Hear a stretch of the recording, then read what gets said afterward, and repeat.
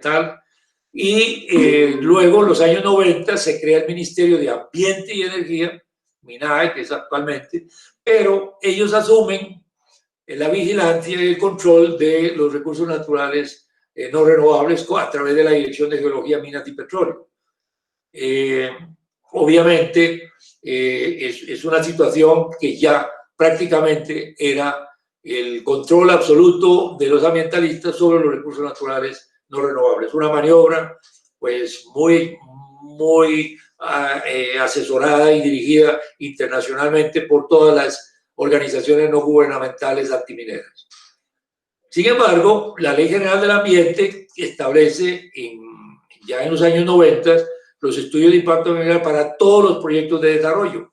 Es decir, vemos más de una década de obligatoriedad para la minería del petróleo de la elaboración de estudios de impacto ambiental, pero no había tal interés en eso porque la Ley General del Ambiente la publican 10 años después y ahí sí le extienden a todo proyecto de desarrollo los estudios de impacto ambiental. Y se crea una Secretaría Técnica Nacional Ambiental, SETENA, y a través de regentes ambientales, yo fui el número 4, el regente ambiental número 4, que me registré, y a través de la Secretaría, pues esta regencia ambiental se hacía la supervisión de los estudios de impacto ambiental aprobados para cada uno de los proyectos de desarrollo. Pasamos a la siguiente.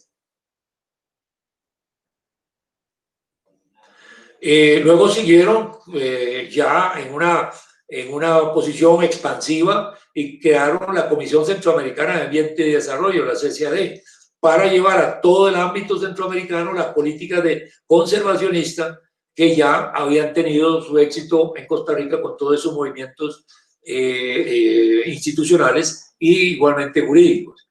Se crea el Consejo Nacional de la Minería a Gran Escala, que yo formé parte de ese Consejo Nacional, pero que ahí estaba el Consejo Mundial para la Conservación de la Naturaleza, todas las ONGs internacionales, y realmente no progresó ese consejo porque obviamente estaban manejados por los ambientalistas transnacionales.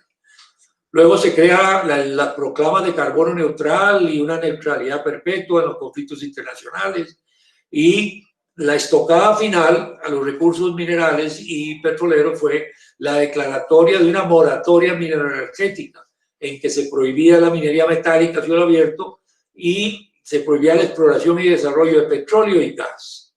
Obviamente, con esto ya los futuros políticos estaban comprometidos y sabían que no tenían opción si no mantenían la garantía de que la moratoria se iba a conservar, se iba a mantener durante su periodo gubernamental, y así fue como pasó de todos los años, de estas 2 décadas que llevamos, ¿no?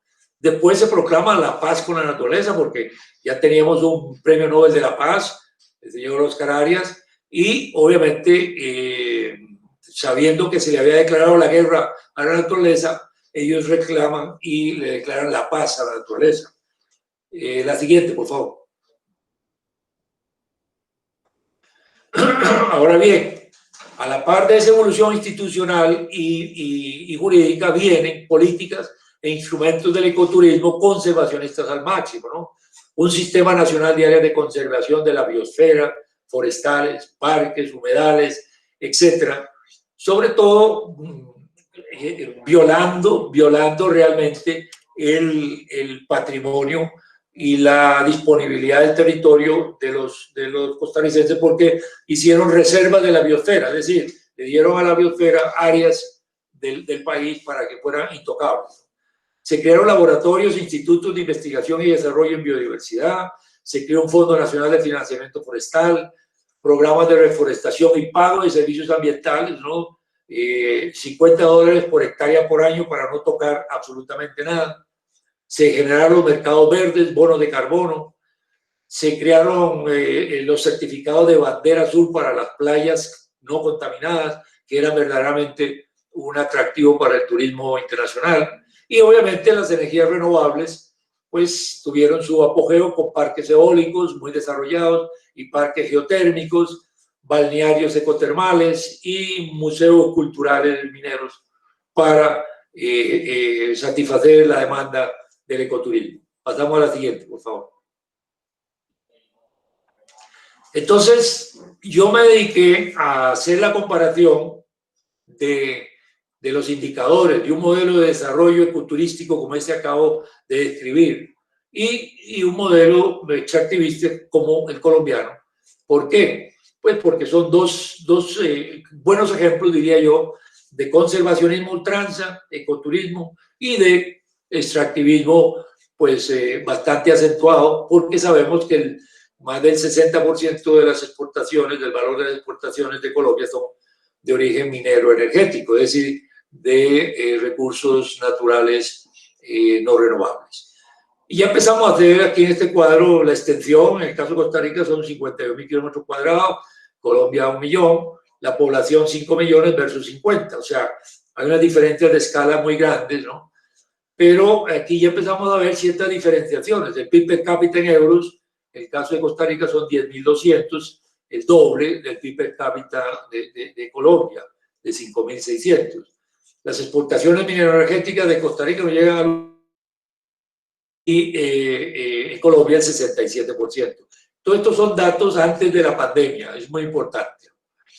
La variación anual del índice de precio al consumidor, Costa Rica ha tenido mejor control, 1.5%, mientras que Colombia ha tenido un control un poquito menos eficiente, con el 3%. El desempleo también empezaba ya a hacer sus apariciones porque el conservacionismo en realidad no genera empleo, porque no hay manufactura. Y como les decía, el ecoturismo es un turismo de élite, de gente muy elitista, que no es consumidores a ultranza, más bien todo lo contrario. Entonces no se genera empleo, un empleo masivo como puede ser el empleo que se generan en países con turismo masivo como España, que tiene anualmente una visita de 50, 60 millones de turistas que llegan a consumir desaforadamente. Eso genera mucho empleo.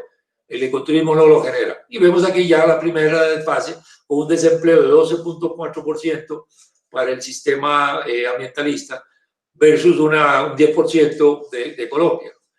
La pobreza sí ha sido mejor manejada en el sistema ambientalista con un 20% versus el de Colombia con un 35%. Claro, las escalas son muy diferentes.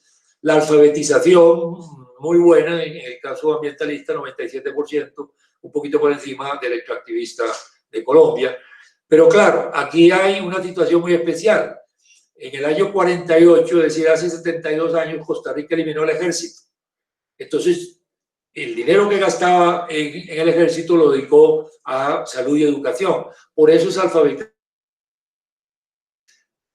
Y pasó de crecer al 1.5% anual al 2.5% anual después de eliminar el ejército. Una situación muy, muy particular. Y ahí se ve también la esperanza de vida, una mejor salud. Tenemos 80 años actualmente el promedio de vida en Costa Rica y 74 años en Colombia. Claro, estos 74 años están afectados por el conflicto de una forma muy, muy seria. Seguimos, por favor. La siguiente. Entonces, con estos indicadores, el índice de desarrollo humano, Costa Rica está en el puesto 63 en 189 países y Colombia en el puesto 90. Ahí también el sistema ambientalista va ganando, ¿no? La posición para jubilación en América Latina, para jubilarse, Costa Rica es seleccionado como el primer país para vivir jubilado y Colombia en el sexto. Ahí también el ambientalismo va ganando. Las áreas de reserva naturales, 20% del territorio en Costa Rica, el 16% en Colombia, precisamente por lo que hablábamos al principio, ¿no? Un conservacionismo voraz. La generación eléctrica en fuentes renovables, igual, prácticamente es el 100% de la dependencia en generación eléctrica, ¿no?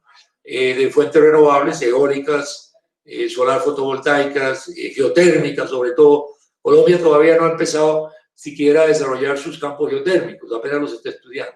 Costa Rica tiene más de 20 años de desarrollo de proyectos geotérmicos y eólicos también. Ahora bien, hasta ahora el modelo conservacionista ambientalista parecería que efectivamente es mucho más conveniente que un modelo extractivista, pero aquí es donde la cosa cambia, ¿no? todos esos indicadores de un sistema conservacionista se ha conseguido a base de endeudamiento. Entonces, la deuda pública, como porcentaje del PIB, antes de la pandemia era el 58% para Costa Rica, Colombia apenas el 47%. Ahora con la pandemia se elevó al 70 y al 80% del Producto Interno Bruto del endeudamiento de Costa Rica. Y están pidiendo como una gran aporte a esta reunión de la semana pasada o de esta semana en Naciones Unidas, que los países desarrollados formen un fondo para préstamos para los países subdesarrollados. Claro, es la única forma de seguir manteniendo esos indicadores sin generar desarrollo, sin generar empleo, a través del endeudamiento público, ¿no? La deuda per cápita aquí igual, la vemos que es prácticamente el doble, la deuda per cápita del sistema ambientalista versus el de Colombia como sistema extractivista, ¿no? Déficit fiscal del 7%, ahora está en el 10% después de la pandemia. El déficit fiscal de Colombia estaba en el 2 antes del PIB, antes de la pandemia, ahora creo que está en el 4 por ahí. Pero nunca comparado con el déficit fiscal del sistema conservacionista, ¿no? E igualmente, el déficit comercial, porque como no hay manufactura, no hay industria, sino que se vive de postres y de observación de la naturaleza, pues obviamente el déficit comercial es el doble del modelo de desarrollo conservacionista versus el colombiano, ¿no? Eso es realmente lo que quería yo mostrarles en ese análisis comparativo, para que se vea por qué, teniendo a Colombia con esos indicadores desde el punto de vista financiero mucho mejor, y teniendo Colombia los 3 ambientes geometalogénicos más importantes del mundo, que han dado todos los recursos minerales que le ha permitido a la sociedad llegar a los niveles de desarrollo que tenemos hoy. Entonces, es indiscutible que esa situación, esa riqueza ya reconocida, junto con los grupos antimineros que se han venido desarrollando y toda la voracidad antiminera que se ha venido dando en contra de casos terribles como el caso de la Colosa, un proyecto que uno cada vez que va al PDAC de Toronto, lo primero que le preguntan es ¿cómo es posible que uno de los mejores yacimientos del mundo no se pueda desarrollar referente a la Colosa? Y así por el estilo, ¿no? Ahora tenemos una pugna muy grande con Minesa en Santander, igualmente una pugna muy grande con el proyecto de Jericó. Entonces, yo creo que con estos antecedentes es necesario sentarse un poquito como hacer una especie de propuesta en donde podamos tener un buen balance de esos indicadores de un sistema extractivista, tal vez con un poquito más de mejoramiento en ciertos indicadores de un sistema conservacionista, para así dar lugar a un desarrollo minero importante, ¿no? Vean ustedes que con la primera feria minera que hicimos en el 2005, que había 4 o 5 empresas, en 10 años, a través de la feria minera se pasó a 45 empresas de exploración minera, casi todas juniors, registradas en la Bolsa de Toronto, en la Bolsa de Valores de Toronto, que lograron en 10 años levantar más de $1.500 millones de capital de riesgo. Y se invirtió, obviamente, la mayor parte de la exploración y permitió identificar recursos auríferos del orden de los 50 millones de onzas. 50 millones de onzas a casi $2.000 que está ahora son $100.000 millones. Esos son más de 2/3 partes de la deuda pública de Colombia, ¿no? Entonces, en un solo mineral descubierto, recursos descubiertos en los últimos 10 años, ¿no? Con capital de riesgo no precisamente nacional, sino internacional, pues yo creo que vale la pena sentarse a tratar de echarle cabeza a un modelo de desarrollo minero que logre conciliar lo más posible estos dos niveles de indicadores de un sistema conservacionista y de un sistema extravista para sacar lo mejor de las dos. Adelante. Entonces, venimos a la formulación de esta política o esta estrategia de la ecominería o minería ecológica, con el propósito de, en primer lugar, darle una definición. Entonces vamos a ver si tenemos claro qué queremos decir por ecominería, con la siguiente diapositiva. Pues yo creo que para atinar a ese objetivo de un desarrollo minero sostenible en el tiempo, debemos pensar en que la exploración y la explotación de los recursos minerales tienen que hacerse de forma racional, con buenas prácticas, que permitan generar excedentes económicos y financieros que den valor social y ambiental a las comunidades. Y tenemos básicamente 4 componentes. La parte de la racionalidad, efectivamente, para poder explotar un recurso mineral de forma racional hay que conocerlo muy bien. Hay que, lo que yo he llamado el ADN del yacimiento mineral, hay que conocerlo muy bien. Hay que ver cuáles son su genética, cuáles son las variaciones tridimensionales. Hay que ver cuál es el comportamiento metalúrgico, biometalúrgico, para obtener los mejores rendimientos. Hay que ver dónde están las zonas más ricas versus las zonas más pobres y planear su extracción de forma racional para que no se dé un empobrecimiento del yacimiento, ¿no?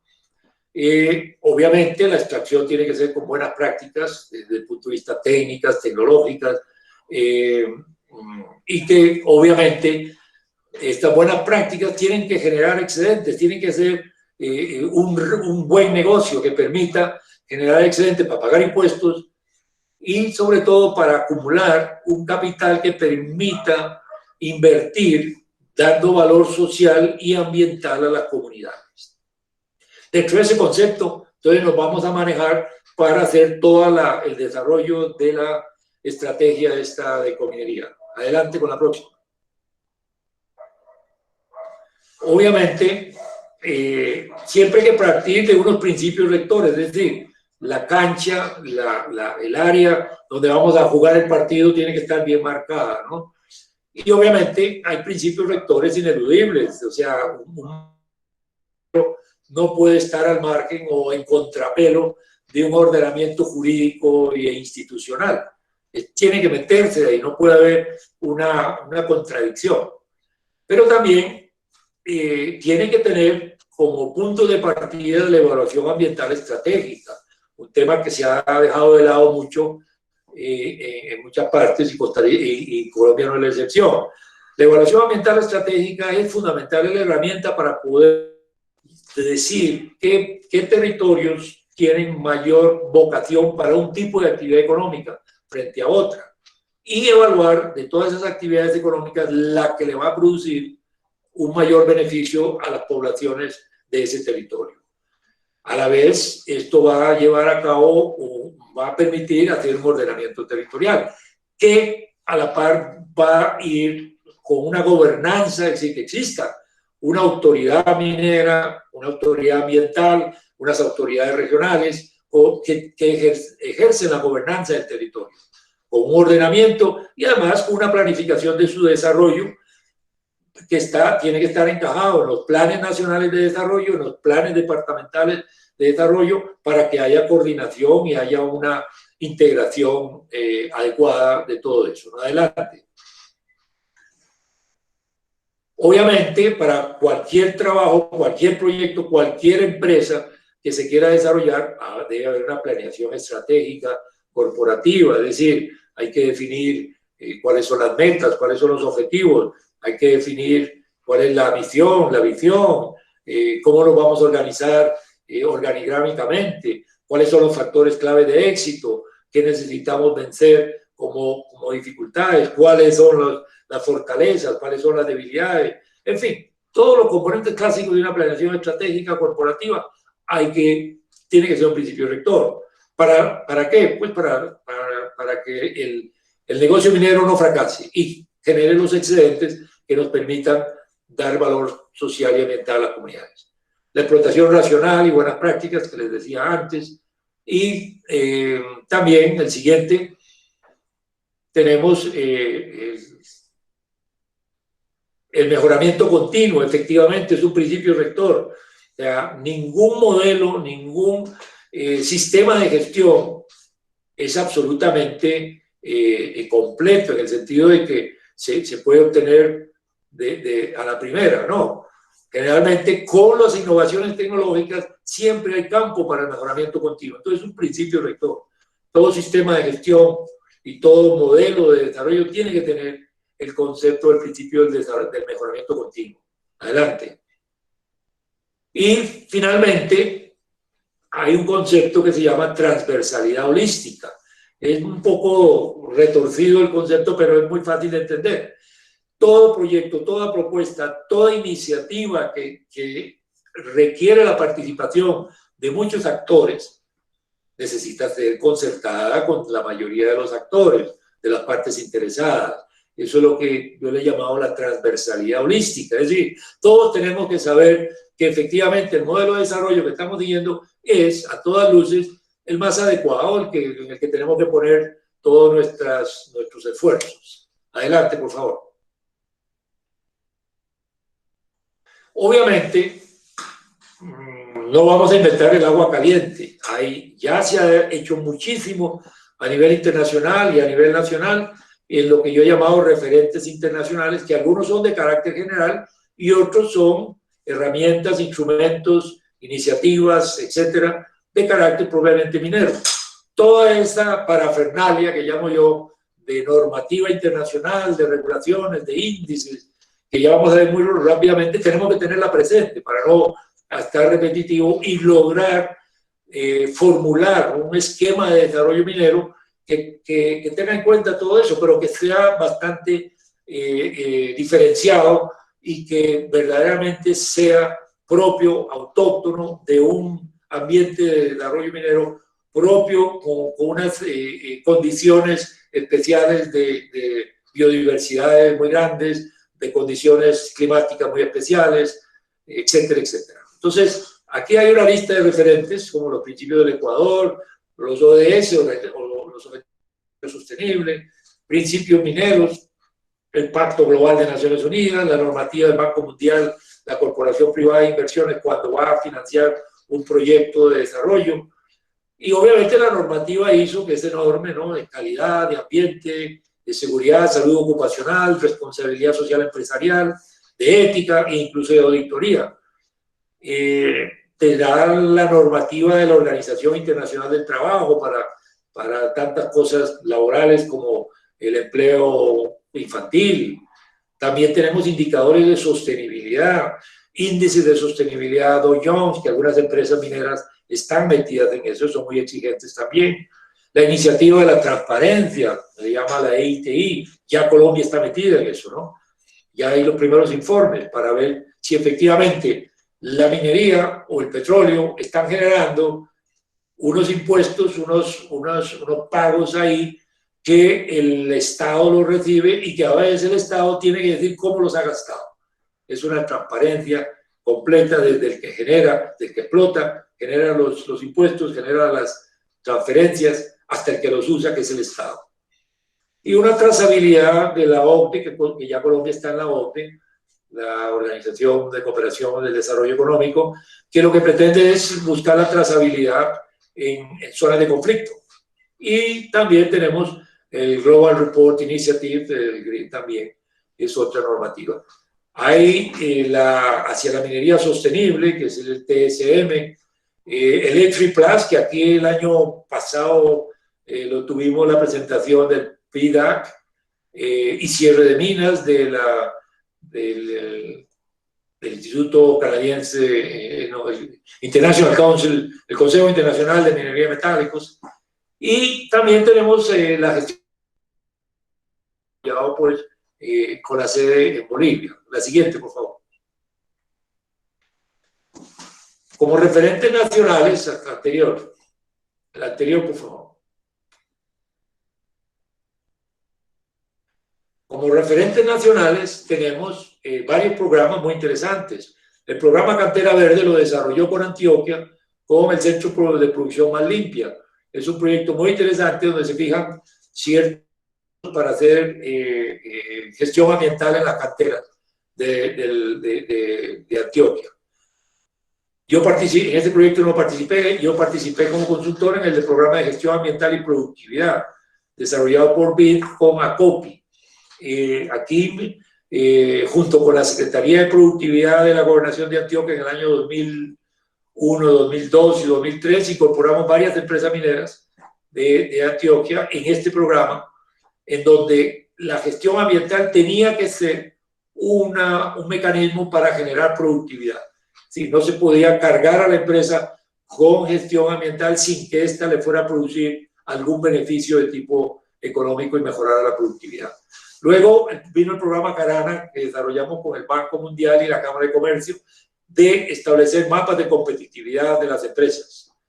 Luego de varios proyectos del Centro de Producción Más Limpia, en el año 2011, creo 12, la Corporación Calidad de Colombia con la Gobernación de Antioquia desarrollaron, yo participé en desarrollo de un sistema y aplicación de un sistema de excelencia en la gestión minera.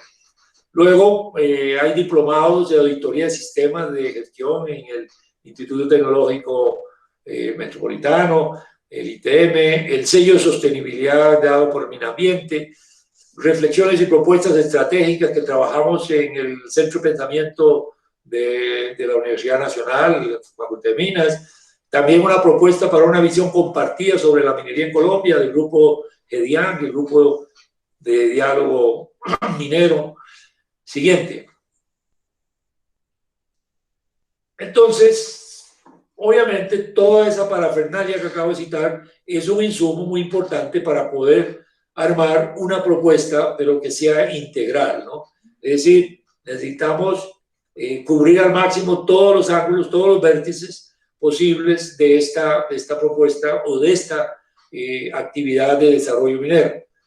Obviamente, para poder hablar de un sistema, o digamos, de un modelo de desarrollo minero, en este caso ecominero, hay que desarrollar un sistema de gestión integral en ecominería, ¿verdad? Para poder aplicarlo, que las empresas lo apliquen, que vean su mejoramiento, que vean sus impactos ambientales y sociales, sus contribuciones, y verdaderamente puedan tener una calificación de que son excelentes en la gestión minera integral.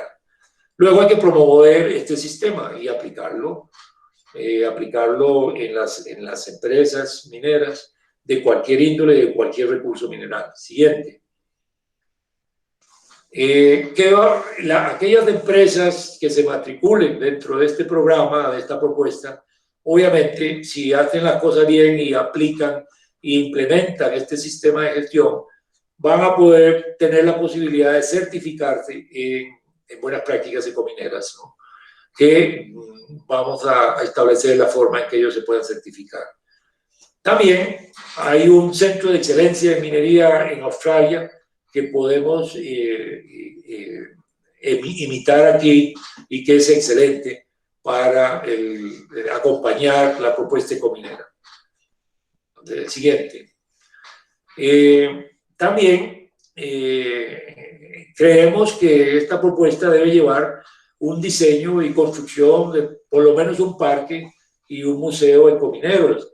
Ya lo hemos visto en varios países que la forma de dar a conocer la minería con todos sus beneficios es a través de parques, ¿no? De museos ecomineros, algunos de ellos extraordinarios. Yo visité uno en Nueva Zelanda, que era un parque minero, pero infantil. Solo los niños podían entrar y les explicaban, obviamente, todas las contribuciones de la minería a su mundo infantil. Pero también hay muchos museos interesantes, ¿no? Minas de carbón en España convertidas en museos. Australia, yo visité en las montañas azules unas antiguas minas convertidas en unos museos mineros con gran atractivo turístico, etcétera. Entonces creo que aquí hay varias oportunidades de hacerlo, no solamente en Frontino, hay también en el nordeste, ya tenemos un centro minero ambiental en el Bajo Cauca, en fin, ahí hay varias opciones interesantes que podríamos capitalizar. La siguiente. Pactos para la economía, la ecominería entre las partes interesadas. Obviamente, las corporaciones ambientales regionales, la Agencia Nacional Minera, los Ministerios de Minas, Ministerios de Ambientes, las organizaciones ambientales, no gubernamentales, en fin, todas las partes interesadas deben convencerse de que se deben hacer algunos pactos para que se implemente con resultados exitosos esta propuesta integral. Siguiente. Después de haber visto el éxito que se logró con la primera feria minera y las siguientes, 10 años, ¿no? Se les mencionaba de los éxitos del descubrimiento de recursos minerales, ¿no? Y proyectos de clase mundial. Creemos que debemos reactivar esa feria minera que teníamos, pero ahora con el perfil de la ecominería, en donde se vayan a ver verdaderos logros ambientales y sociales, producto de la responsabilidad de las empresas cuando estén aplicando un sistema de gestión integral como este que vamos a proponer de la ecominería. Adelante. Para esta feria, ya hemos hablado con Paul Harris, que es el único que se mantuvo en la pelea haciendo eventos como el famoso Simposio del Oro, y ahora Oro y Cobre, y él estuvo muy de acuerdo en hacer el año próximo, tal vez en noviembre, el año entrante, un solo evento donde está la Feria Ecominera junto con el simposio en Plaza Mayor. Vamos a ver si la pandemia deja. Ahora bien, toda esta estructura básica que acabo de mencionar requiere unos pilares, requiere una serie de instrumentos coadyuvantes, de elementos sobre los cuales se fundamenta esa estrategia. Son los pilares que van a sostener la estrategia ecominera. Entonces son muchos de ellos, ¿no? Pueden convertirse en proyectos, pueden ser iniciativas, pueden ser programas concretos, es decir, son cursos de acción concretos, ¿no?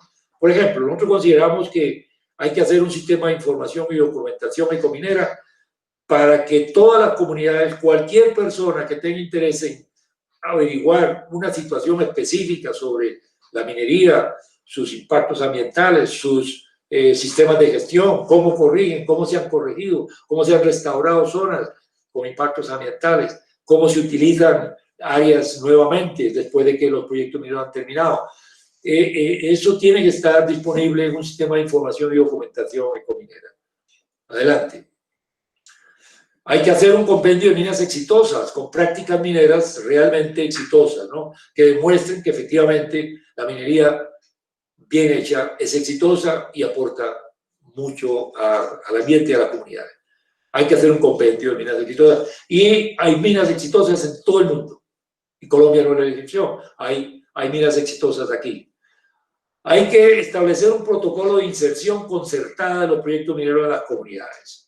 Mientras no lleguemos a establecer de la A a la Z el procedimiento para llegar de la mano del Estado y del inversionista, llegar a las comunidades a establecer esa inserción concertada de los proyectos mineros, vamos a seguir teniendo muchos proyectos, muchos problemas de rechazo a los proyectos mineros como los estamos teniendo en los últimos meses, ¿no? Entonces, este protocolo que yo creía que a raíz de la ley que se estaba tratando de desarrollar, que incluso el Tribunal Constitucional había dicho que tenían que hacerlo en 2 años, ¿no? de una ley para poder establecer la correlación, las relaciones con las comunidades, podría haber sido el instrumento práctico para aplicar esa ley. Pero bueno, aquí está la propuesta que creo que todavía es válida. Siguiente. En la agenda didáctica itinerante, que yo le he llamado Ecominería para Todos, hay que hablar un lenguaje accesible, un lenguaje fácil que se entienda. Por eso yo le he llamado una agenda didáctica itinerante de Ecominería para Todos, o sea, que se lleve a las comunidades, que los dirigentes comunales, los dirigentes ambientales, que todos los individuos y todas las personas interesadas se les pueda llegar con ejemplos, con buenas documentaciones, con un lenguaje accesible, de tal manera que les vaya siendo familiar a ellos todo la industria minera como tal. Siguiente. La guía para la evaluación ambiental estratégica que les mencionaba, hace falta una guía para poder hacer estas evaluaciones ambientales estratégicas que permitan a los proyectos insertarse dentro de esa evaluación ambiental estratégica y de su subsiguiente ordenamiento territorial. Siguiente.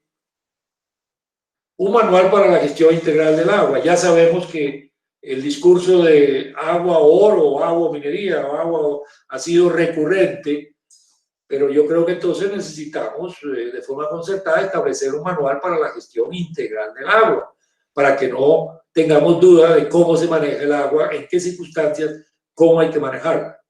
Siguiente. Yo creo que hay que establecer un protocolo para diseño, construcción y manejo de presas de relaves. Ya tenemos algunas cosas a nivel internacional, pero yo creo que para el área tropical con tantas precipitaciones, hemos tenido 2 accidentes en Brasil terribles de rompimiento de presas de relaves, pero también las tuvimos en España con las el rompimiento de presas de relaves en Aznalcóllar, que costó más de $100 millones la restauración y que llegó casi hasta el coto de Doñana, donde invernan todas las aves del norte de Europa. Tenemos accidentes muy serios que yo creo que debe haber un protocolo para este diseño, construcción y manejo de presas de relaves en ambientes tropicales de grandes subsidencias, de grandes interacciones de los acuíferos y de grandes pluviometrías. Adelante. Seguimos con los instrumentos estos de apoyo y igualmente necesitamos un toolkit, un manual para cierre y abandono de minas en ambientes tropicales igual, ¿no? En donde hay ciertos elementos que tomar en cuenta que no se dan en zonas desérticas o en zonas no tropicales. Siguiente. Obviamente hay que hacer un mea culpa y hacer un inventario y evaluación de pasivos ambientales mineros, que obviamente la gran mayoría son de actividades mineras ilegales, ya sabemos, pero que hay que hacer este inventario, hay que evaluar estos pasivos ambientales y hay que proponer a la cooperación internacional o a los organismos de financiamiento ambiental que contribuyan para hacer esa remediación de sus pasivos ambientales. Pero primero hay que hacer el inventario, hay que evaluarlo, hay que establecer los costos de la restauración de sus pasivos ambientales mineros. Adelante. Esto va a dar lugar también a un plan de restauración de áreas degradadas por la minería. No podemos seguir dando papaya, como dicen vulgarmente, que nos muestren esos desastres ambientales de la minería, obviamente ilegal, pero que nos dan una mala imagen y que automáticamente la trasladan a cualquier proyecto minero nuevo que se quiera desarrollar. Adelante. Obviamente, mapas de riesgos y amenazas naturales son esenciales. ¿Para qué? Para prevenir desastres, ¿no? Por muchas cosas, ¿no? Por deslizamientos, por hundimiento, por subsidencia, por inundaciones, y los mapas de riesgo y amenazas naturales tienen que ser la base fundamental para instalar ahí los proyectos mineros y tomar las precauciones correspondientes.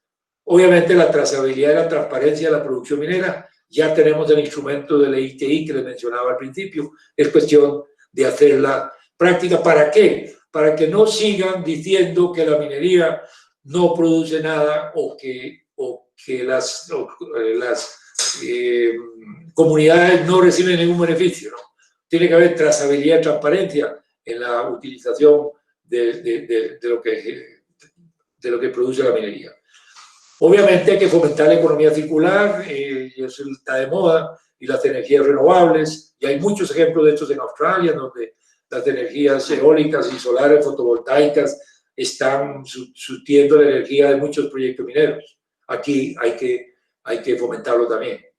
Seguimos con innovación tecnológica, la cuarta revolución industrial en minería. Evidentemente ya muchos aspectos de la cuarta revolución industrial, como digitalización, como Internet de las cosas, como inteligencia artificial, impresión en 3D, etcétera, ya están aplicándose. La robotización, se están aplicando mucho en la minería y hay muchísimos ejemplos. Entonces, aquí ya hay que empezar a los proyectos nuevos a que sean proyectos mineros de cuarta revolución industrial. Siguiente. Y también a raíz de los descubrimientos de proyectos, prospectos de cobre y oro de los últimos 10 años y los que quedan por descubrir, creo que hay que ir pensando en un futuro corredor minero industrial, minero metalúrgico industrial, de metales estratégicos como el cobre, el oro, donde se le dé valor agregado a esa producción. Hay dos corredores minero-industriales metalúrgicos en América Latina que yo tuve oportunidad de trabajar en ellos. Están en Venezuela, el del aluminio y el del hierro, ¿no? Pueden ser ejemplos muy importantes, referentes, porque ahí tenemos una ciudad industrial que ha acogido toda la industrialización de esos productos minerales. Aquí se reúnen prácticamente todas las condiciones que tienen esos corredores minero-metalúrgico-industriales. Adelante. ¿Aló? ¿Estamos bien? ¿Estamos conectados?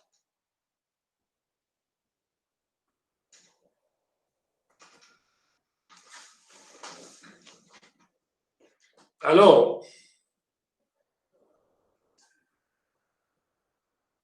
Se cortó la comunicación. Le pasó a Wilson que se desconectó. Ah, bueno, entonces volvemos a la diapositiva, ¿se puede? Algo le pasó a Wilson que se desconectó, no aparece conectado.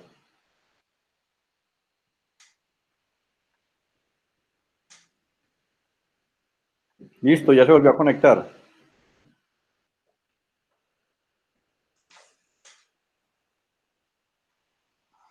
Wilson.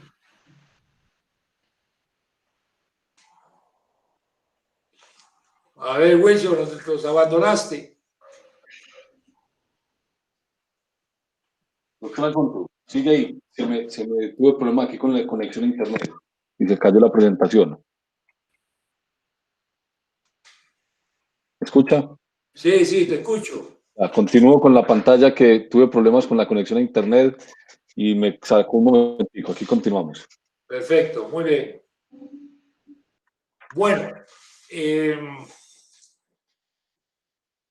estaba terminando este futuro corredor minero metalúrgico industrial de metales estratégicos, cobre y oro sobre todo, para dar valor agregado a la producción minera, porque es otro de los talones de Aquiles que siempre nos reclaman los antimineros. Se están exportando concentrado nada más, ¿por qué no se exportan por lo menos cátodo de cobre o cable de cobre? ¿O por qué no exportamos matricería de oro, es decir, cadenas de oro, las cajas de los relojes, en fin, muchas cosas que muchos países lo están haciendo. Yo creo que hay que pensar en este futuro corredor minero industrial, pensando en todos los recursos de cobre que no solamente están identificados aquí en Colombia, tenemos en Panamá y tenemos en Ecuador. Yo creo que integralmente podría pensarse en esos corredores en el mediano plazo o en el largo plazo, ¿no? Adelante con la siguiente. Bueno, vamos a ir terminando un poquito la cuestión, ¿no? Lo que queremos ver es que el ecoturismo, como lo describí al principio, sirve de guía, ¿no?, para establecer una política de desarrollo sostenible ecominero. ¿En qué sentido? En el sentido de que al tener esos indicadores, ciertos indicadores muy favorables, pues tenemos que aspirar a que el desarrollo minero, ecominero, también impacte en esos indicadores de desarrollo para poderlo llevar al mismo nivel de un modelo de desarrollo conservacionista como el que hemos visto, pero sin caer en esos endeudamientos tan fatales, tan extraordinarios como los mostré al principio, ¿no? Entonces, los modelos de desarrollo conservacionista y extractivista no son necesariamente excluyentes, no son mutuamente excluyentes. No podemos seguir aceptando ni asumiendo, ni siquiera pensando en la dicotomía de agua o oro, agua o cobre, árboles o minería. No, los modelos de desarrollo conservacionista y extractivista pueden ser perfectamente compatibles. De hecho, las evaluaciones ambientales estratégicas del ordenamiento territorial permite efectivamente establecer aquellas zonas en las cuales se puede hacer minería perfectamente. Entonces, tenemos que hacer énfasis en eso, en que un modelo de desarrollo conservacionista es compatible con un modelo de desarrollo extractivista en un mismo país, en un mismo territorio. Siguiente. Y tenemos muchos referentes para una estrategia de desarrollo cominero, ¿no? Tenemos ejemplos muy buenos en Australia, de cierre y abandono, en España, en Europa, en Inglaterra, en Brasil incluso tenemos unos cierres y abandonos muy interesantes. En fin, tenemos muchos ejemplos buenos para hacer un desarrollo cominero. Siguiente. Las acciones propuestas que hemos hablado hoy conllevan primero un sistema de gestión ecominero en el cual ya estamos trabajando. Ya estamos trabajando para poder decirle a las empresas en el momento en que ya tengamos la apertura y podamos hacer foros, reuniones, a que consideren esta propuesta de sistema de gestión y podamos de forma concertada llegar a unos cursos de acción del sistema que nos permita efectivamente dar en el blanco de aportar valor social y ambiental a las comunidades de cada proyecto minero. Una certificación de buenas prácticas ecomineras y obviamente un centro de excelencia, que hablaba antes, y parques, museos, y ver si podemos relanzar la Feria Internacional de la Ecominería el próximo año. Como todo, hay que buscar eslogan de publicidad y posicionamiento.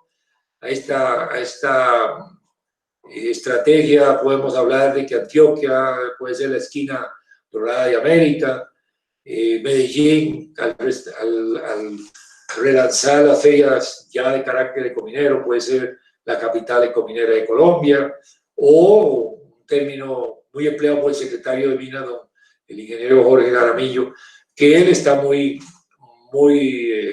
comprometido con esta propuesta y la considera muy viable, y a través de la Secretaría de Minas es probable que podamos avanzar en esto. El eslogan que él propone es de todos bajo un cielo azul, porque el cielo azul es indicador de que no hay contaminación, no hay población. Entonces, ¿cómo vamos a tratar de desarrollar esto? Bueno, obviamente la Secretaría de Minas tiene como principios la titulación, la fiscalización y la promoción minera, pero no tiene los presupuestos para desarrollar toda una propuesta como esta que hemos esbozado hoy muy rápidamente, ¿no?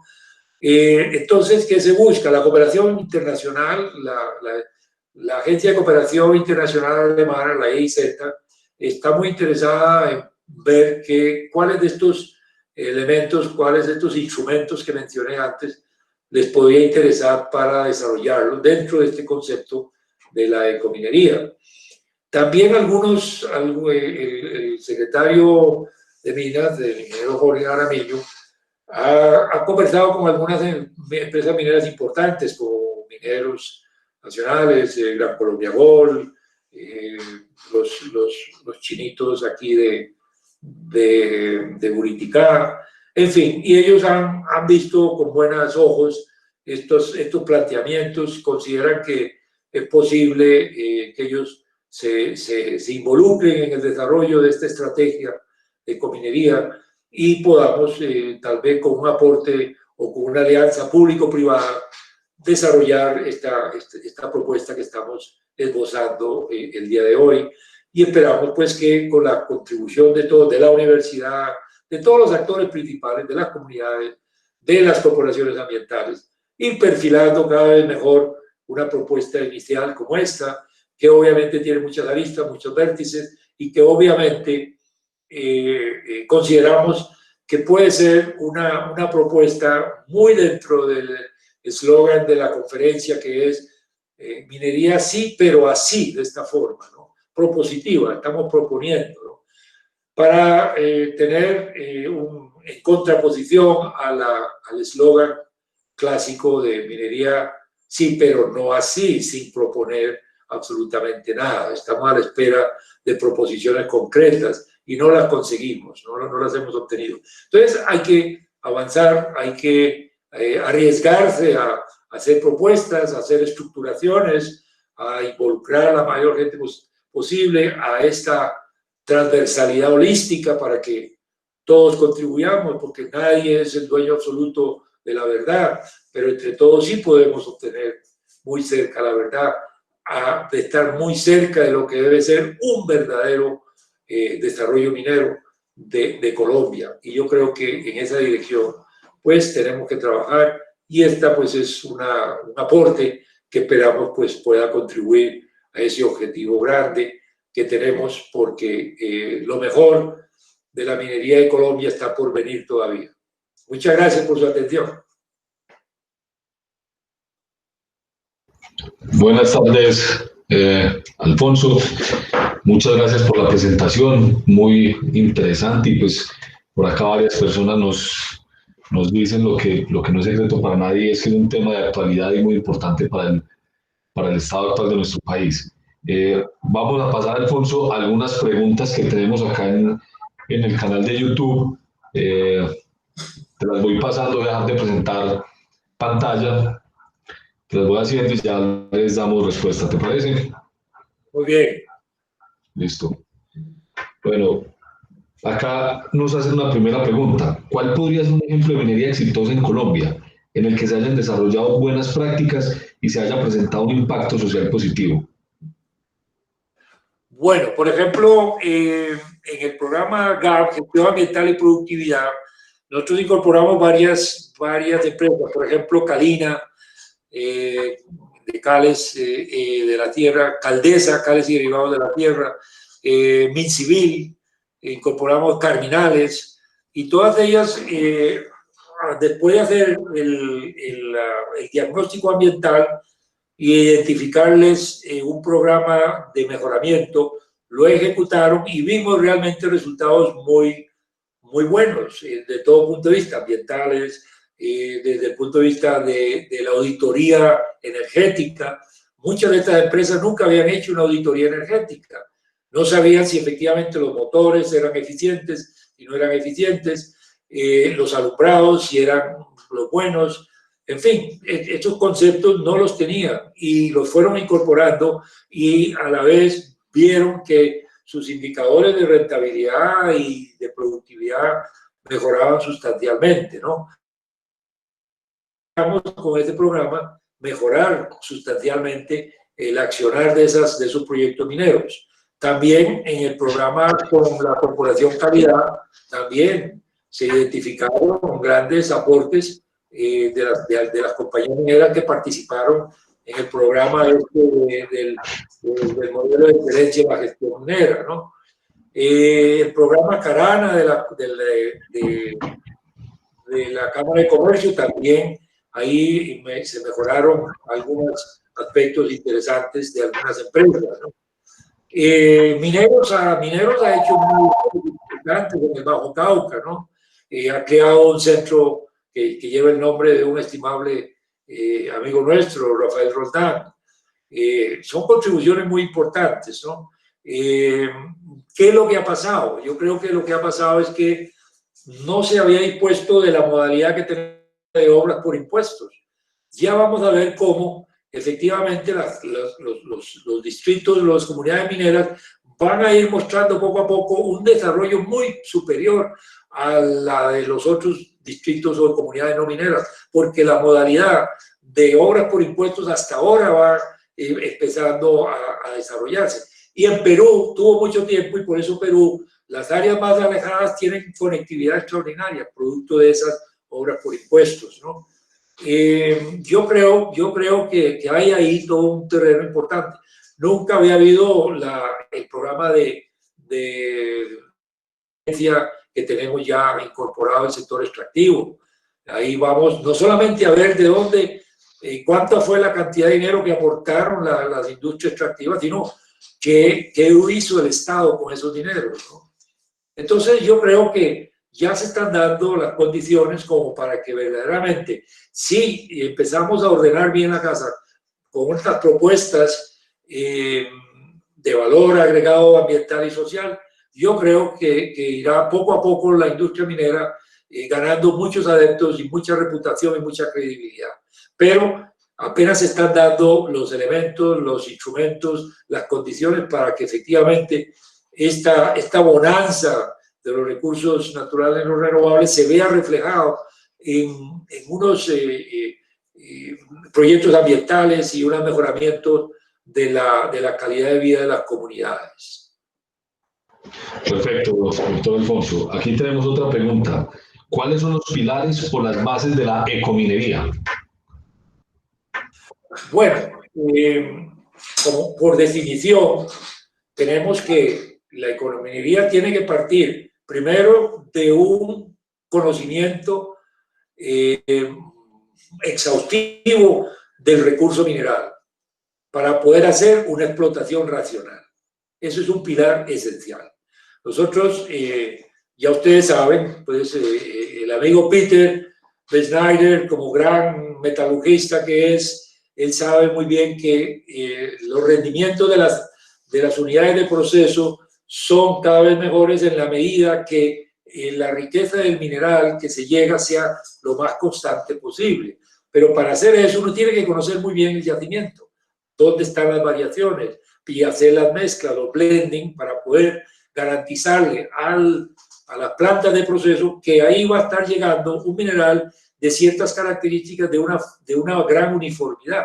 Entonces partimos de esa base. Segundo, las buenas prácticas, ¿no? Buenas prácticas metalúrgicas, buenas prácticas de molienda, de trituración, de buenas prácticas metalúrgicas de flotación, de separación gravitacional, en fin, de una combinación de circuitos integrados que permitan unas recuperaciones del 95% para arriba, ¿no? Porque ahí eso se va a reflejar en ingresos gravables, más impuestos, una producción mayor que va a dar unas regalías mayores y que efectivamente vamos a tener un excedente económico que va a permitir desarrollar todos los proyectos de mejoramiento ambiental y social y a la vez generar los excedentes para un fondo que permitan hacer el cierre y abandono de la mina responsablemente, porque ahí no van a haber recursos,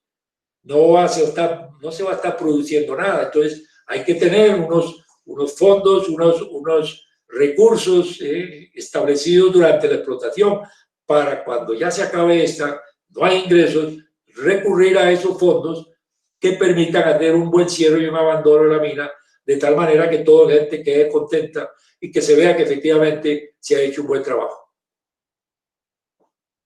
Gracias, doctor Alfonso. Aquí tenemos otra pregunta que dice: ¿hasta qué límites llegaría la ecominería en ecosistemas como el Amazonas, suponiendo, por ejemplo, un potencial yacimiento laterítico para explotar hierro y níquel? Bueno, ya tenemos proyectos interesantes en el Amazonas, en Brasil. Está un proyecto que explota bauxita, oro, hierro también. Este proyecto está a 100 y pico de kilómetros de la costa y tiene un tren que lleva, se llama el proyecto Carajás. Y es un proyecto modelo, ¿por qué? Porque es interesante. Ellos cogieron a los indígenas de la zona y les preguntaban: mire, de todas estas plantas y de todos estos animales, ¿cuáles ustedes creen que cada vez hay menos o han visto menos? Entonces ellos, los más ancianos de las tribus estas les decían: Antes había mucho de esto, ya no hay tanto. Entonces se dedicaron a cultivar esas especies vegetales en viveros para luego replantearlas y restaurarlas y ponerlas en la Amazonía otra vez. Lo mismo las especies de animales iguales. Los criaron en unos zoológicos, los reprodujeron y los volvieron a soltar. Entonces, hay ejemplos muy importantes de esta interacción de una actividad minera como la de Carayás, a cielo abierto, en el ambiente amazónico, ¿no? También yo trabajé en el proyecto de bauxita de Pijiguaos, aquí en Caicara, el Orinoco, del holding del aluminio venezolano, donde estaba Bauxiben, Interalúmina, Benalún y Alcázar, que es el holding del aluminio. Y también eran los indios Panares que estaban ahí, un yacimiento residual de bauxita. Y se hizo y se ha estado trabajando, se levantó por primera vez la navegación comercial del río Orinoco, casi 600 kilómetros para bajar la bauxita en barcazas. En fin, y se ha tenido una potencialización de las artesanías de los indios Panares ahí. Entonces, hay ejemplos muy interesantes en donde se interactuó de una manera muy responsable con el ambiente y con las comunidades aborígenes o indígenas en esos dos proyectos que están muy cercanos, ¿no? Caicara, el Orinoco, y Carayás en Brasil. Bueno, tenemos varias preguntas. Pensaría que podemos dar otros 10 minutos de preguntas y respuestas. Vamos a tratar de unir acá dos preguntas que nos hace, por un lado, Mario Alzate, que pregunta qué estrategias se tienen para llevar este concepto de ecominería a los pequeños mineros. Y no sé si esa la podemos encadenar o si no llevarla como dos preguntas independientes. Con referente a los pasivos ambientales mineros, ¿cómo se buscaría solucionar dichos pasivos ambientales mineros dentro de esta estrategia o este esquema de ecominería? Bueno,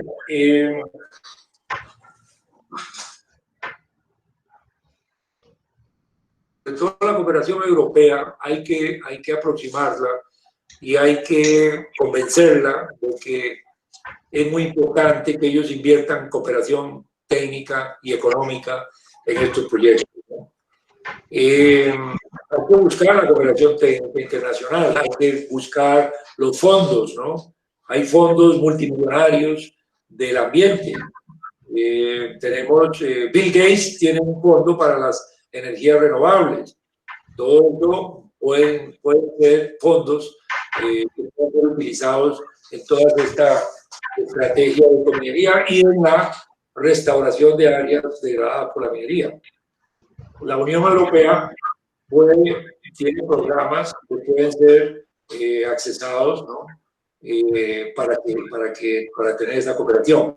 Yo creo que la aproximación que tuvimos recientemente de Mark Pompeo, donde dijo que estaba dispuesto a colaborar para el desarrollo minero de Colombia, hay que parar en la caña, como dicen, y decirle, bueno, sí, venga, empecemos por sanear esta mea culpa de estos pasivos ambientales y empecemos por limpiarle la cara un poquito a la minería, obviamente informal. Pero ahí también hay una oportunidad interesante, ¿no? Yo creo que países, ya hemos visto que Australia dejó unos proyectos, creo que en Argentina, por allá, para concentrarse en proyectos aquí en Colombia. Podemos pedir la cooperación a Australia. Queensland tiene este instituto de excelencia en la gestión minera. Podríamos hacer una réplica de ese instituto de excelencia, centro de excelencia aquí en Colombia, ¿no? Y incorporar pues todos los elementos que ellos han utilizado en este centro de excelencia Entonces, yo creo que hay varios cursos de acción, ¿no? Que se pueden ir buscando, ¿no? Para ir estableciendo en el corto, mediano y largo plazo el desarrollo de todos los componentes que hemos esbozado hoy en Obviamente estamos en una época de precios del oro nunca visto, ¿no?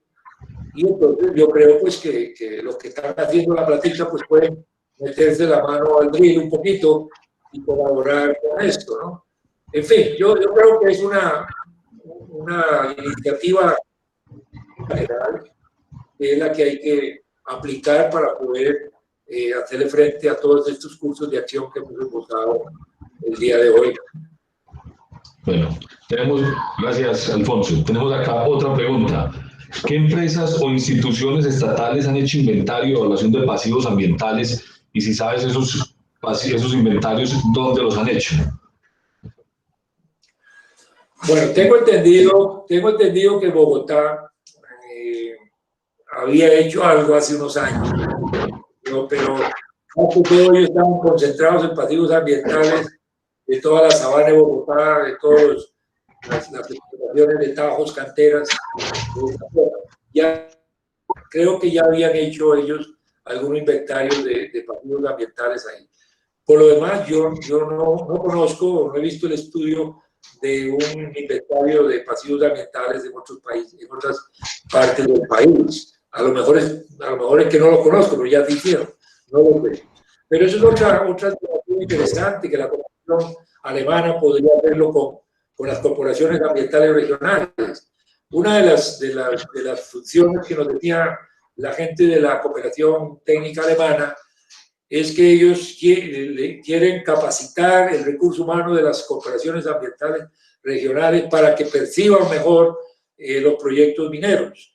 Ahí me parece que hay una oportunidad interesante para las ambientales regionales en un proyecto de cooperación con la cooperación alemana puedan hacer proyectos de inventario con propuestas de restauración y recuperación.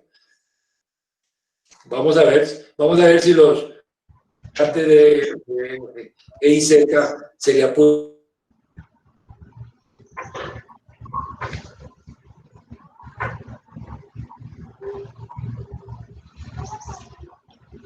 Alfonso. Sí. Ok, bueno, son las 5:26 de la tarde, creo que podemos hacer la última pregunta. Aquí en el canal en YouTube tenemos varias preguntas. Si las personas que nos acompañan nos quieren dejar sus correos electrónicos, las preguntas que no sean respondidas las podemos pasar a Alfonso y hacerles llegar después una respuesta. Acá hay una pregunta que nos hace Iván, dice, ¿cómo conseguir pautas para una sustentación de una minería sostenible y una minería conservacionista? Lo que dice, mi pregunta es para pasar al Estado el interrogante de su participación económica y de capacitación, ya que impuestos por regalías deberían ser fuentes para un programa de investigación y capacitación. Sí, no, bueno, ya sabemos que la nueva ley de regalías, ustedes saben que destina una parte a la cuestión ambiental, lo cual no existía antes. La nueva ley de regalías, aparte de haberle aumentado a las comunidades productivas más participación, también ha puesto un porcentaje para la cuestión ambiental también, ¿no? Entonces, ya ahí va a haber unos recursos para que se apliquen a mantenimiento de corredores biológicos o a creación de corredores biológicos, a restauración de terrenos impactados por la minería. En fin, ya ahí va a haber un porcentaje de las regalías que van a estar disponibles para inversión ambiental. Ahí podríamos hacer, junto con las corporaciones ambientales regionales, unos proyectos concretos de mejoras que fueron explotadas y las que están explotando desde ahora y las que se van a explotar. De tal manera, existe una acción conjunta, ¿no?, de la explotación y la inversión ambiental. Ahí ya vamos a tener un recurso importante. Aparte de que, obviamente, las licencias ambientales que establecen los planes de manejo ambiental, pues van a tener sus correspondientes programas de gestión ambiental multilateral, ¿no? En todas sus áreas, y que tendrán que aplicar a las empresas mineras, ¿no? Una vez que tengamos este sistema de gestión ambiental integral, de ahí van a salir muchas iniciativas concretas de las empresas mineras que pueden ir aplicando, ¿no? Para ser congruente con los postulados de la ecominería, es decir, dar valor agregado ambiental y social a las comunidades. Pero si usted necesita un sistema de gestión ecominero para que le abra las opciones y les ayude a formular estos planes de mejoramiento continuo. Van a ver su recompensa cuando sean certificados en ecominería. Al estar ellos certificados en buena parte de ecomineras, ellos van a tener una credibilidad mayor ante los grupos mineros, ante las comunidades y todo. ¿Por qué? Porque el sistema de gestión integral ecominera va dirigido a esos objetivos concretos. Bueno, Alfonso, son las 5:30 de la tarde. No sé si una última pregunta, que todavía tenemos varias, tenemos en el chat aproximadamente 4 preguntas adicionales. No, aquí estamos con todo el tiempo. No, entonces pues démosle respuesta a las que están acá.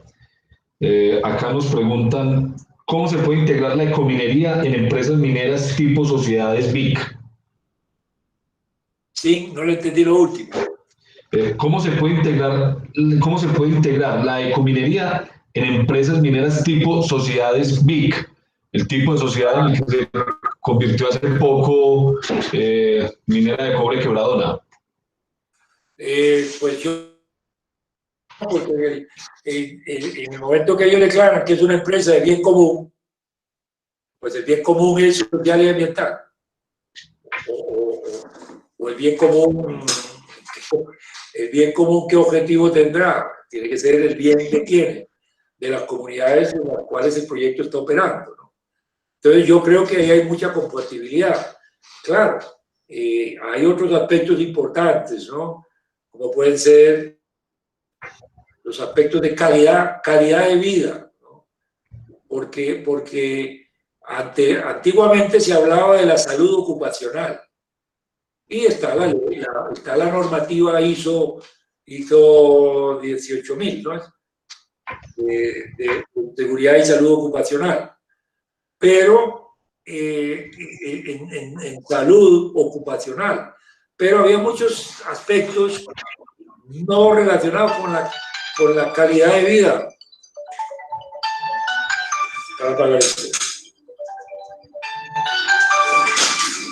En cambio, ahora lo que proponemos nosotros es una calidad de vida dentro de la empresa, que es muy distinto. Yo puedo tener salud, pero no puedo tener calidad de vida.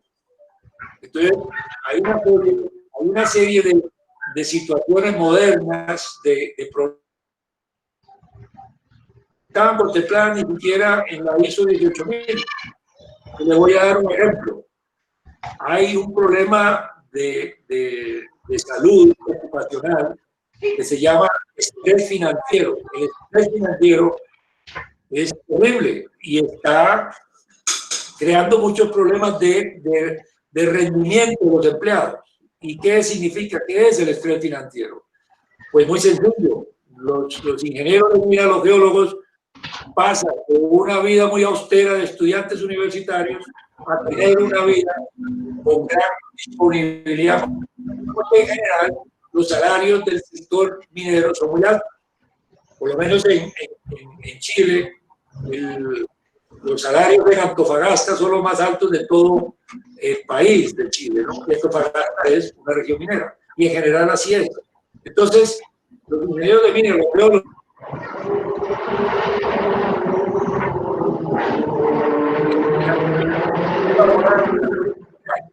que les hace incurrir en endeudamientos muy por encima de sus capacidades de endeudamiento. Eso les genera estrés financiero. Y estos profesionales están en la oficina pensando en cómo resolver el pago del apartamento, del carro, de las vacaciones, de cantidad de poco táctica y poco responsable. Pero a todos nos ha pasado, eso es normal. Sobreestimamos, nos endeudamos más de lo que podemos. Ahí vienen los estrés financieros. El estrés financiero afecta la calidad de vida del empleado y que afecta la productividad de la empresa, porque el empleado no se concentra en su trabajo, está viendo a ver cómo paga los próximos pagos del apartamento, del carro, etcétera, etcétera.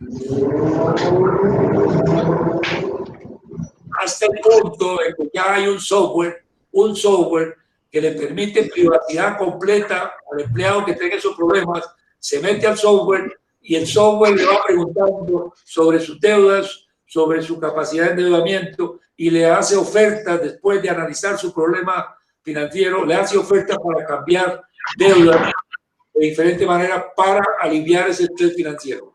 Es una cosa totalmente nueva en salud ocupacional.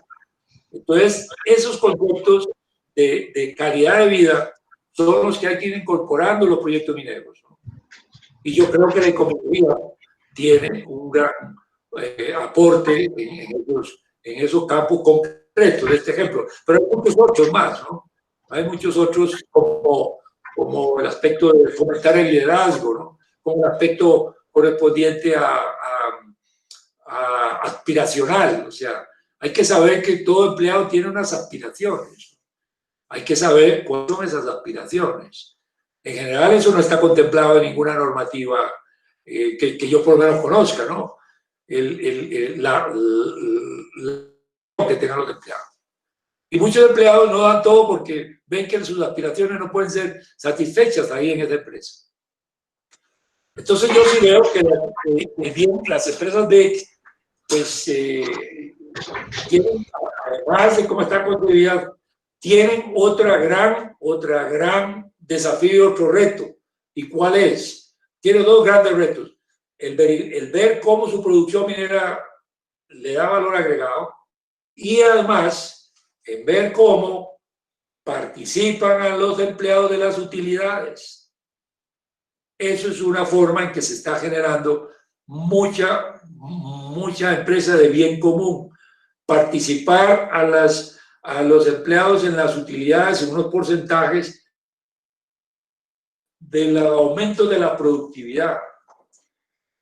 Ahí está también un campo de trabajo muy importante que le va a dar calidad de vida al trabajador. Y ahí sí podemos hablar de un bien común.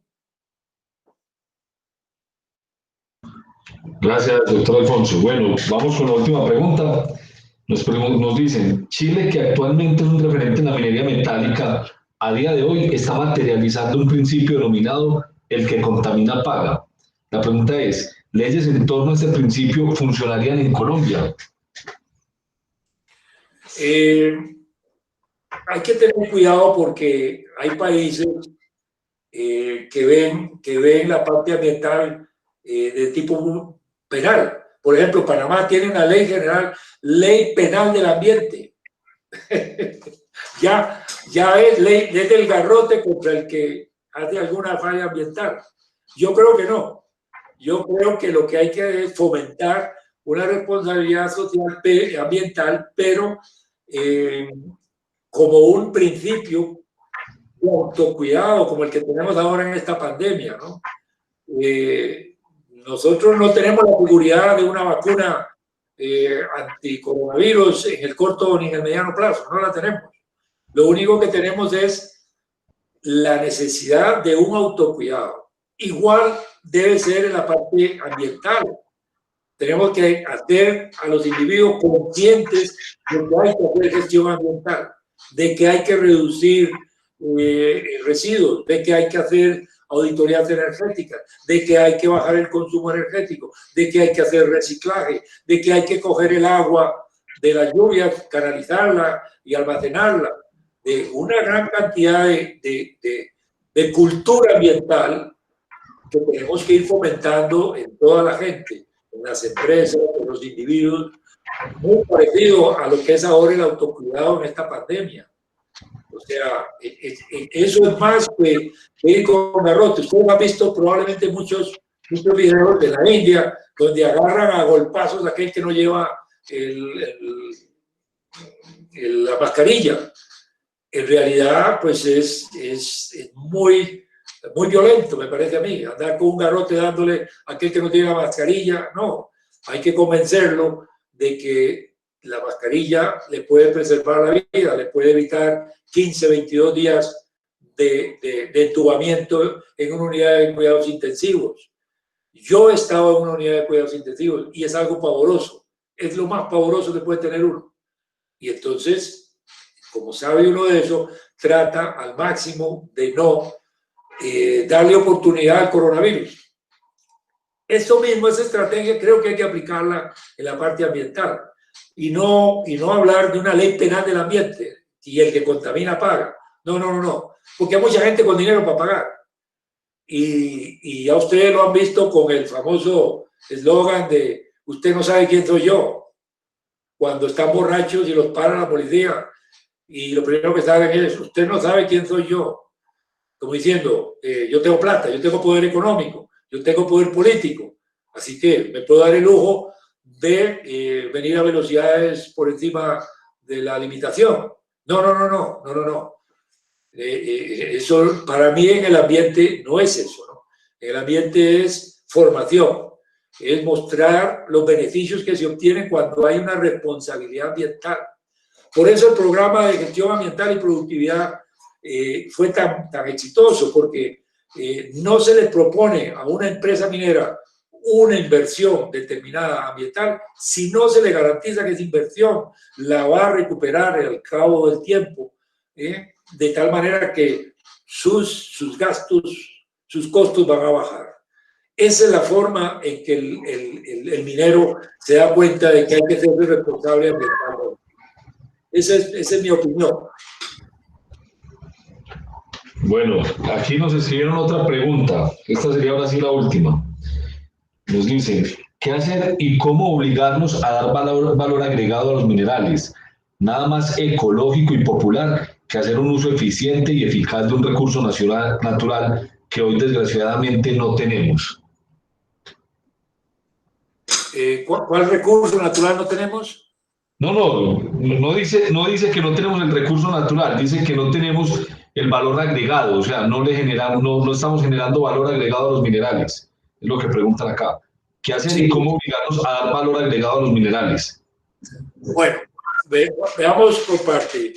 En el año 1984, en Lima, Perú, varios miembros del sector minero latinoamericano nos reunimos y constituimos el Organismo Latinoamericano de Minería, OLAMI, en parte promocionado por la CEPAL de Chile y por otros organismos internacionales como la Comunidad Económica Europea, etc. Toda la década de los 80 y los 90 analizamos la problemática de la minería en América Latina y el común denominador era los impactos ambientales y el valor agregado. Era el común denominador de toda la industria minera en América Latina. Entonces, obviamente, pues la parte ambiental, pues venían todos los planes de gestión ambiental, y, en fin, todas las buenas prácticas y toda la cosa. Pero para el valor agregado sí era mucho más complejo, ¿no? Y tenemos ejemplos deprimentes, ¿no? La mina El Indio en Chile, una mina de oro quizás de las más ricas, ni siquiera se trituró, se explotaba, se arrancaba de la mina El Indio, se montaba en contenedores y se iba en barcos en contenedores para Canadá. Imagínense ustedes qué valor agregado tenía eso, que ni siquiera costos de trituración tenía. Fue algo pavoroso y era inexplicable que Chile, siendo el país minero por excelencia de América Latina, no pudiera dar ni siquiera valor agregado en costos de procesamiento. Se dio así, ¿no? Sin embargo, esa situación se ha venido mejorando en ciertas partes del mundo en general. Actualmente Indonesia no da un título minero si no está de titular a no producir concentrados, sino producir productos finales terminados. Ya la cosa va por ahí. Obviamente, para el oro es cuestión de una política de Estado que la hemos visto muy bien reflejada en Perú. Perú hizo el Banco Minero de Perú, y el Banco Minero de Perú, yo estuve en el río Madre de Dios, y que es un afluente del Amazonas, con todos los mineros informales y legales del río Madre de Dios, en los pueblos que se llamaban Guaypeto y Laberinto. Eran verdaderos tugurios mineros. Sin embargo, el Banco Minero de Perú llegaba ahí con equipos, con entrenamientos, capacitaciones para que ellos pudieran hacer una terminación buena del oro que sacaban, ¿no? Entonces, y les daban implementos y los capacitaban y les decían, el mercurio hay que manejarlo de esta forma para que no haya contaminación, y lo hacían muy bien, y a la vez les compraba el oro. Y también Perú montó una trader minera, tenía una trader, una comercializadora minera muy importante que compraba en grandes volúmenes los equipos, los implementos, los insumos para la minería, y a todo el pequeño minero le daba a unos precios muy razonables esos insumos, ¿no? Entonces, hay toda una estrategia, una política de Estado, ¿no? Sudáfrica tiene el RAN de oro, ¿no? Aquí hemos pensado que el Banco de la República, no sabemos por qué, yo no sé por qué, no ha implementado una política de compra del oro, cuando que sabemos, ellos que son banqueros deberían saber que el oro es el único bien transable que ha guardado el poder adquisitivo desde las épocas de las guerras napoleónicas. Y solamente no ha estado acompañado la subida del precio del oro con la inflación en 3 situaciones. Cuando Napoleón se escapó de la isla de Elba, en la Primera Guerra Mundial, en la Segunda, porque todos los sistemas económicos se trastocan, ¿no? Pero son las únicas 3 oportunidades en donde el oro no ha guardado la misma correlación positiva con la inflación. Y si usted hubiera comprado oro, una onza de oro hace 10 años, hubiera hecho la mejor inversión, vendiéndola ahora a $2.000 la onza. Yo no sé, porque la mayoría de los bancos centrales del mundo compran oro, y no compran 1 tonelada, compran 200, hasta el punto de que los tigres asiáticos han llegado a tener como objetivo que por lo menos el 25% de sus reservas tiene que ser en oro. Aquí no entiendo por qué no. Dicen, cuando yo he hablado en todos los foros de ANIF y de Fedesarrollo, y les he preguntado, dicen que no, que es que el Banco de la República lo único que le interesa es la parte del tipo de cambio, mantenerlo estable, y la inflación, nada más. Curiosamente, si usted se protege, como se protegen la mayoría de los inversionistas, con inversión en oro, pues ahí estaría protegido por la inflación. Pero bueno, es una política de Estado, la del oro, la del valor agregado del oro, que hay que implementar con estas iniciativas, pero obviamente tiene que ser una política de Estado. Tal vez ahora que tenemos un ministro paisa, ministro de Minas, de aquí de Jericó, muy entusiasmado con los proyectos mineros, tal vez él pueda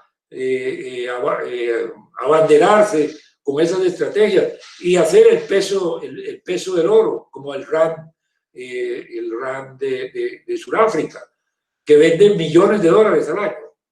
Y es para el individuo medio una forma de inversión y protección, de ir comprando el peso de oro colombiano, por ejemplo. Aquí lo analizamos muy bien en este programa, en este proyecto que hicimos con la UME y el grupo GEMA, liderado por Osvaldo Ordóñez. Toda la trazabilidad de la producción del oro, identificamos muchas falencias y identificamos también muchas oportunidades, entre las cuales están estas que les acabo de mencionar.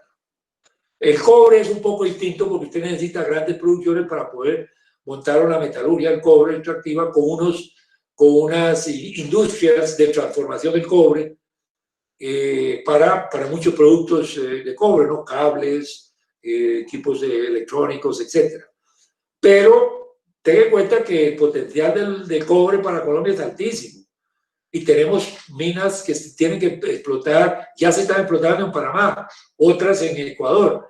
Entonces, el eje minero metalúrgico industrial del cobre, tomando en cuenta todo ese potencial regional, podría ser muy viable, pero obviamente se necesita una estructuración de muy alto nivel, de una promoción muy fuerte y obviamente pensar en que no puede ser una iniciativa que el empresariado colombiano esté en condiciones de desarrollarlo, porque eso sí son ligas mayores y tienen que ser generalmente consorcios muy grandes de las empresas importantes de oro, junto con los conglomerados bancarios mundiales que pueden darse el lujo de destinar 5 o 10 mil millones de dólares para financiar un proyecto de ese tipo.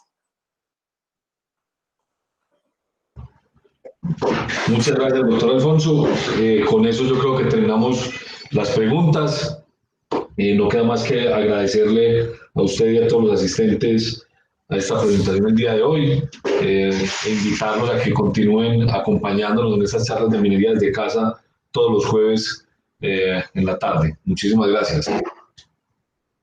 Muchas gracias a todos por atender la conferencia. Bueno, muchas gracias. Alfonso, muchas gracias. Feliz tarde, feliz noche.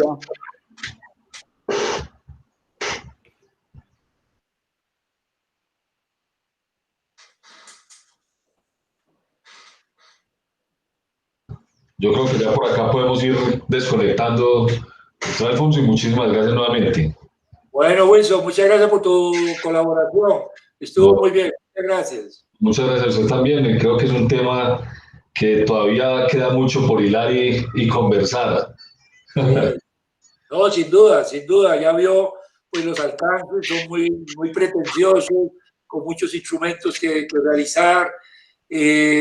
No, pero bueno, tenemos unas condiciones un poquito favorables y es que hay proyectos de clase mundial en Antioquia, ¿no? Están en camino. Segundo, tenemos la IMC, que es verdaderamente un centro de pensamiento de alta calidad profesional. La IMC tiene que ser la brújula que dirija todo este desarrollo minero, porque el personal, los miembros de la IMC son de alto quilataje, hablando en términos de oro, ¿no? Muy alto quilataje, toda la gente de IMC. Entonces, yo creo, antes no se contaba con un equipo de esta calidad. Yo creo que se van dando una serie de situaciones que auguran una sinergia muy importante y que tiene que verse materializado en el desarrollo de importantes proyectos mineros que están en camino, ¿no? Entonces, tenemos un ministro que va a estar nada más que 2 años, pero pues, se pueden capitalizar muchas cosas con este ministro de Minas, muy interesado en los proyectos. Tenemos la cooperación técnica internacional alemana muy motivada con el tema de ecominería. Tenemos la Unión Europea también muy interesada en poder colaborar. En fin, la empresa privada, ¿no? Tenemos muy buenas noticias de Gran Colombia Gold, con Caldas Gold. En fin, yo creo que hay toda una serie de actividades que prometen mucho para poder ir conformando toda esta parafernalia, todos los componentes, poder tal vez del año entrante reactivar las ferias mineras, ecomineras que le dieron tanto prestigio a Medellín y hizo que los mercados de capitales de riesgo pudieran destinar 1.500 millones de dólares para la explotación en Colombia, ¿no? Un país que se consideraba en default prácticamente, un país que prácticamente estuvo al borde de ser un país fracasado, ¿no? Entonces, retomando las ferias de ecomineras con otros ángulos, con otras actualizaciones, no solamente de aspecto económico social y ambiental, sino de muchas otras aristas de valor agregado, de emprender, de empresas de emprendimientos en los distritos mineros. En fin, hay mucha cosa por abordar y yo creo que vamos por buen camino. Claro que sí, ¿no? Ahí hay una serie de retos bien importantes y creo que ahí también hay un tema muy importante y es, como usted lo decía en la presentación, hacerme a culpas en los casos en los que hay que hacerlo y ser conscientes que han habido errores pero que hoy en día se tienen las condiciones para evitar al máximo volverlo a cometer. Creo que ahí hay un camino muy importante para seguir.